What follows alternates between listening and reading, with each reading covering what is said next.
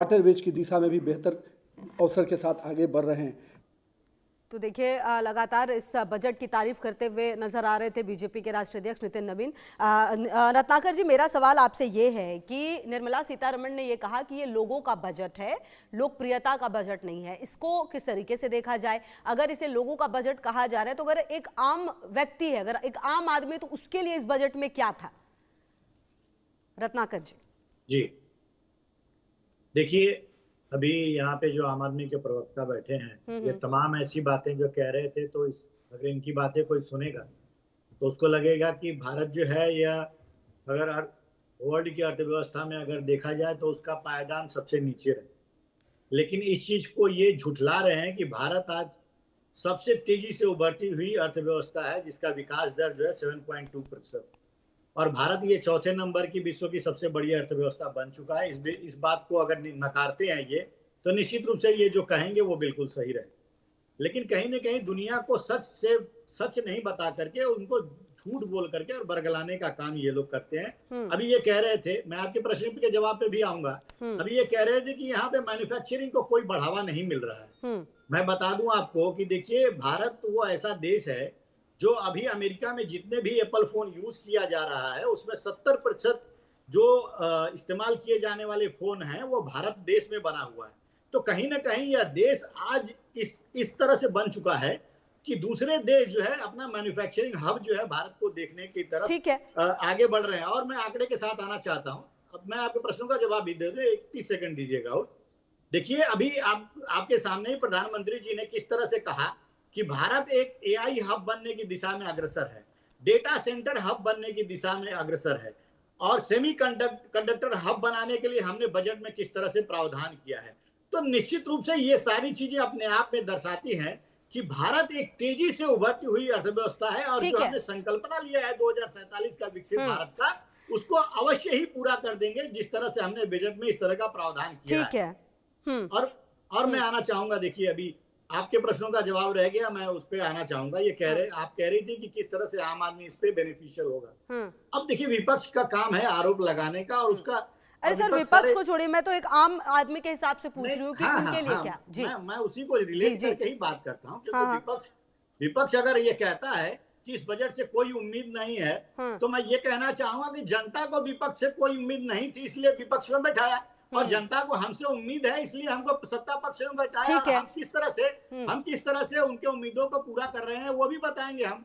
देखिए, अभी आम आदमी को किस तरह से फायदा होगा, आपने अभी प्रधानमंत्री जी को ही सुना कि आयात शुल्क में कमी होने के कारण किस तरह से कैंसर की दवाएं जो है भारत देश में सस्ती मिलेंगी, और किस तरह से शुगर की जो है दवाएं वो सस्ती मिलेंगी।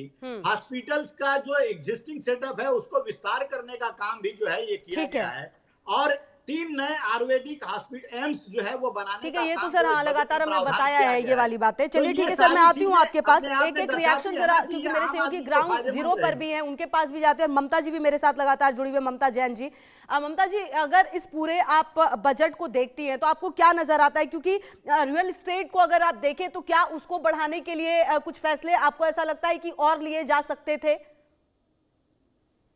अगर मैं मेरा ओपिनियन बताऊं तो जैसे हर एक जो बजट दिया हुआ है वो इंटरकनेक्टेड है। कुछ डिसीजन ले जा सकते थे, बट आई थिंक उसमें एक डिसीजन जो मुझे पसंद आया, as 1 district 1 product, we need 1 district 1 tourism spot.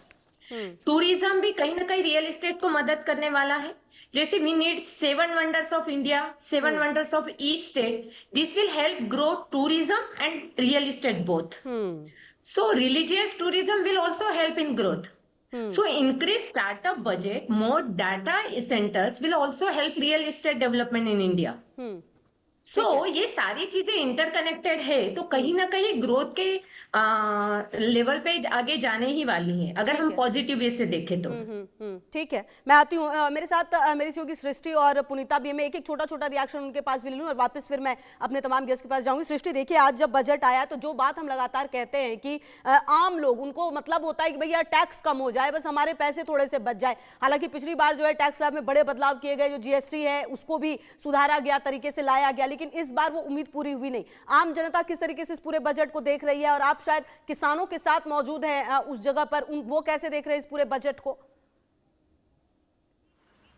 बिल्कुल खुशबू, बहुत शुक्रिया आपका। और देखिए यहाँ इस बार मेरी मौजूदगी है दिल्ली एनसीआर में। हम लगातार ग्राउंड जीरो से रिपोर्टिंग दिखा रहे हैं और इंडिया न्यूज के दर्शकों को यही बताने की कोशिश है कि आखिर किसानों की जो उम्मीद थी उस पर किसान क्या कहते नजर आते। इस वक्त मेरी मौजूदगी है ग्रेटर नोएडा के गांव रोनिजा में। देखिए तमाम किसान यहाँ मेरे साथ इंतजार कर रहे थे, लगातार बजट आने का इंतजार कर रहे थे और यही उम्मीद जता रहे थे कि सरकार इस बार बजट में एक नए प्रावधान लाएगी। अगर हम बात करें कृषि सम्मान योजना के तहत उसकी आय बढ़ाने को लेकर भी तमाम ऐसी उम्मीदें जताई जा रही थी। कहा यह जा रहा है कि इस बार तटीय और पहाड़ी इलाकों के किसान जो हैं उन्हें खुश करने की पूरी कोशिश सरकार की तरफ से हुई है। और यह भी कहा गया साफ तौर पर बजट में हमने देखा कि किसानों को खुश करने के लिए किसानों के जो प्रावधान है जो बजट को लेकर, अगर हम बात करें उच्च लागत वाली, उच्च मूल्य देने वाली, जैसे काजू हो गए, नारियल हो गया, भारतीय कोको हो गया, इसको कहा जा रहा है प्रीमियम ब्रांड बनाने की पूरी कवायद तेज है और इस बार के बजट में यह दिख रहा है। लेकिन ग्राउंड जीरो पर जो मौजूदगी किसानों की है ग्रेटर नोएडा के रोनिजा गांव में, चलिए जानते हैं।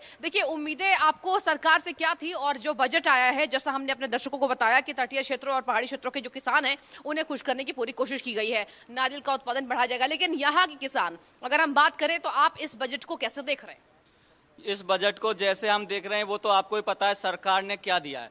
1.5 घंटे के बजट में किसान के हाथ में 1.5 घंटे में 1 घंटा पकड़ा दिया है कि आपको कुछ नहीं देना। वो भी क्यों दिया घंटा, वो आपको हम बताएंगे कि अहंकारी सरकार हो गई है। अहंकार इसका इतना बढ़ गया है कि इसको हार का डर खत्म हो गया है। जिस सरकार के दिमाग से हार का डर खत्म हो गया वो किसान को घंटा ही पकड़ाएगी, क्योंकि किसान बनकर वोट नहीं कर रहा। जब वोट का समय आता है तो वो जातियों में बट जाता है, आप रहिए सृष्टि, लोगों से बातचीत भी करते रहिए। इसी बीच एक बड़ी खबर जो आ रही है वो जरा अपने दर्शकों को बता दें। ईरान के बंदर अब्बास